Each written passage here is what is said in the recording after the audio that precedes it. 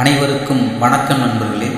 நாம் ஏன் இந்த ஆடி மாதத்தில் அம்மனுக்கு கண்ணாடி வளையலை வைத்து வணங்குகிறோம் என்று தெரிந்து கொள்ளலாம்.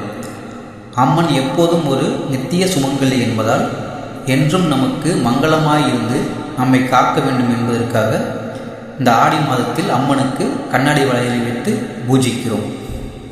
பெண்கள் பொதுவாக அம்மனுக்கு வைத்து பூஜித்த கண்ணாடி வளையலை அணிவதால் எந்த விதமான எதிர்வினை கொண்ட தீய சக்தியும் நெருங்காது என்று கூறப்படுகிறது.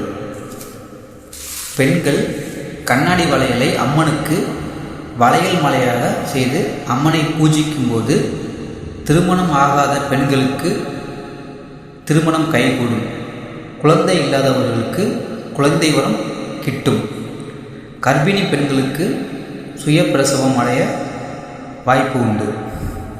மேலும் பார்த்திங்கன்னா மிக முக்கியமான கணவன் மனைவி பிரச்சனைகள் நீங்கி குடும்பம் அமைதி பெறும்.